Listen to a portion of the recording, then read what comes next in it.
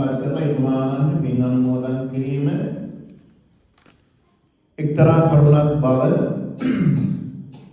වැඩිහිටි නිවාස පාලකතුමන් මට සිහිපත් කරනු ලැබුවා.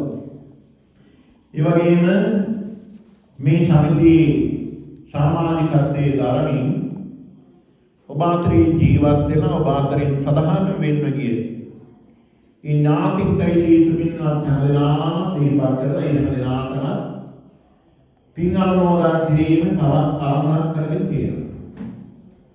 සුජීවන්ත වාසය කරන සුපින්වත් හැමදෙනාටම චිර ජීවනයේ සකස් කර ගැනීම සඳහා දිවදරත්නයේ ආශිර්වාද ප්‍රාර්ථනා කිරීම තවත් අරමුණක් බවට පත් කරගෙන තියෙනවා.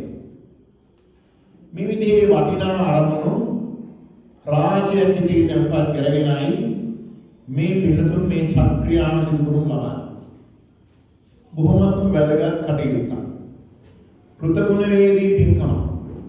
කෙලෙහි ගුණ සැලකීමේ පින්කම. බොහොම වැදගත්. ජන සමාජයේ දෙන හොඳ ආදර්ශ හැටියට මම දකින්නේ.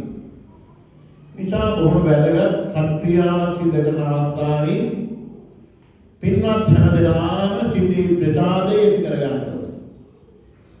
චිත්තං පුනාතිති පුඤ්ඤං.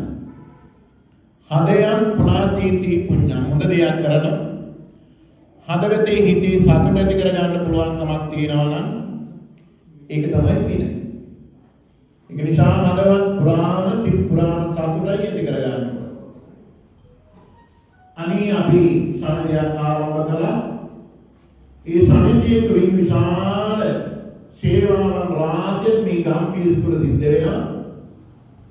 ඒ විතරක් නෙමෙයි අප ගැන හිතනවා.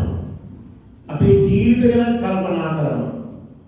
අපිට ආශිර්වාද කරනවා. අපිට පිළිග දහමේ ඇල්ලගෙන කටයුතු කරන සංවිධානය කරනවා. මේක බොහොම වැදගත්. කියන හැඟීමයි තමයි හිත තුළ ධාර්මික ගතිය යොදවන්නේ. නිසා බොහොම වැදගත් ක්‍රියාදාමයක් මේ නිල මණ්ඩලයේ ඒක රාශි වෙන සිද්ධ කිරීමට කටයුතු සංවිධානය කළේ.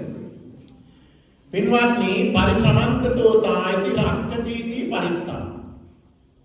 පරිසමාර්ථ අර්ථයෙන් අපි රකින්නේ ආරක්ෂා කරන්නේ පිළිතයි. ඒ නිසා පිළිත් දේශනා කර ගැනීම බොහොම වැදගත්. රාජ මහා මාත්‍යවරුන්ගේ කාලේ ඉඳලා අද දවස දක්වා අපේ බැතිමත් බෞද්ධ පිරිස යම්කිසි හොඳ ක්‍රියාදාමයක් සිදු කරන අවස්ථාවන් වලදී මංගල කටයුත්තක් සිදු කරන අවස්ථාවන් වලදී ලෙඩක් දුකක් කරදරයක් හිරිහැරයක් විපත්තියක් අපලුපද්දානයක් ඇති වෙන හැම අවස්ථාවකම මෙන්න මේ ශාන්ති පිරිත් දේශනාවන් දේශනා කරගන්න අවස්ථාවක් තියෙනවා.